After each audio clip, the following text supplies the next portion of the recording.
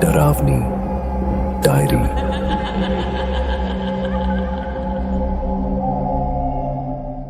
दोस्तों, यह देखकर खुशी होती है कि 98% लोग हमारे वीडियो देखते हैं, लेकिन थोड़ा दुख भी होता है क्योंकि आप में से बहुत से लोग सब्सक्राइब नहीं करते।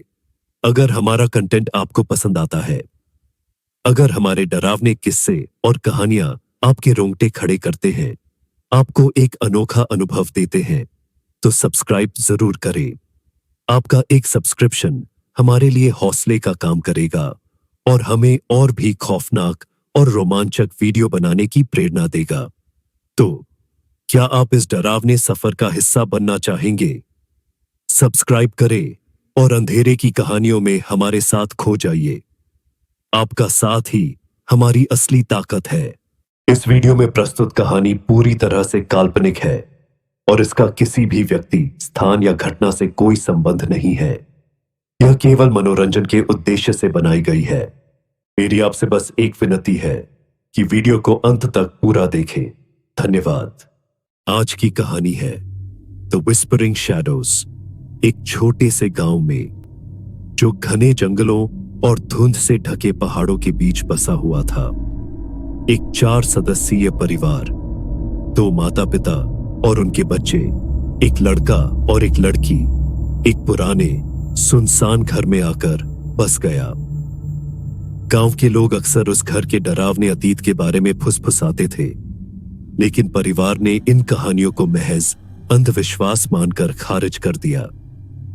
वह घर औपनिवेशिक युग की एक भव्य हवेली थी, जिसमें ऊंची छतें, जटिल लकड़ी की नक्काशी और एक बड़ा सा बगीचा था, जो अब जंगली और बेतरतीब झाड़ियों से भर चुका था।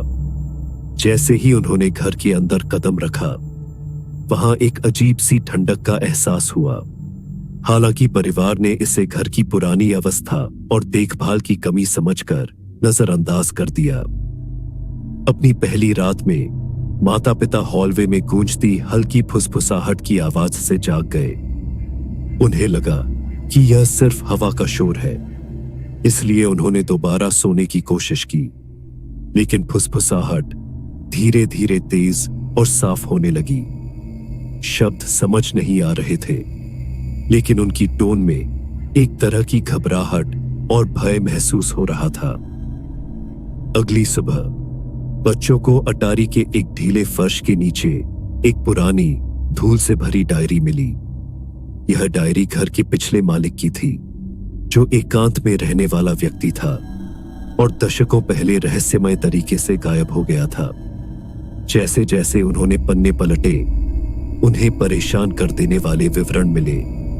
आवाजें सुनने, छायादार आकृतियां देखने और हमेशा किसी अदृश्य ताकत के निगरानी में होने का एहसास होने के बारे में। एक प्रविष्टि विशेष रूप से अलग थी। छायाएं, वे मृतकों के राज्य फुसफुसाती हैं। वे मुझे अपने संसार में खींच लेना चाहती हैं। मुझे डर है कि मैं ज्यादा दिनों तक नहीं टिक पाऊंगा। अंतिम पन्ने किसी सूखे खून से सने हुए थे और अचानक से खत्म हो गए, जहां एक हड़बड़ाहट भरी मदद की गुहार लिखी हुई थी। उस रात फुसफुसाहट फिर से सुनाई दी, लेकिन इस बार इसके साथ कदमों की आवाज और कभी कभी किसी चीज की हलचल भी थी। दरवाजों के पास से छायादार आकृतियां झलकते हुए गुजरती दिखती थीं। परिवार एक कमरे में सिमटकर बैठा हुआ था, सोने की हिम्मत नहीं कर रहा था। डरावना माहौल ऐसा लग रहा था जैसे चारों ओर से कस रहा हो, दम घोंटने वाला और दुर्भावनापूर्ण। जैसे जैसे रातें बीतती गई, भूतिया घटनाएं और भी ज्यादा डरावनी होती गईं।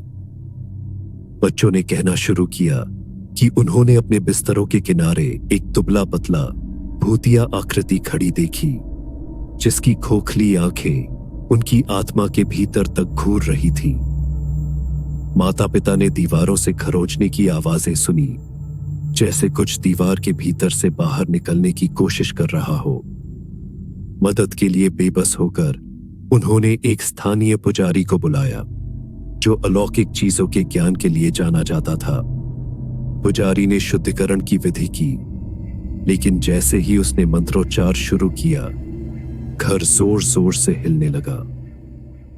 फुसफुसाहटें कराहती चीखों में बदल गईं और छायादार आकृतियां और ठोस होती गईं। अपने नुकीले पंजों से झपटने की कोशिश कर रही थी। आखिरी हताशा में परिवार ने घर छोड़कर भागने का फैसला किया। अपनी सारी चीजें वहीं छोड़ दी। जब वे गाड़ी में बैठकर दूर जा रहे थे, तो उन्होंने पीछे मुड़कर देखा और देखा कि वह भूतिया आकृति दरवाजे पर खड़ी थी, उन्हें घूरते हुए, उन खाली बिना पलक झपकाए हुए आंखों के साथ। वह घर आज भी वीरान पड़ा है, गांव के इतिहास पर एक काला धब्बा बनकर। कोई उसकी तरफ जाने की हिम्मत नहीं करता, क्योंकि फुसफुसाहटें अभी भी दीवारों में गूंजती हैं और साए अब भी घूमते रहते हैं, अगली बदकिस्मत आत्माओं का इंतजार करते हुए, जो उनके खौफनाक जाल में फंस जाए।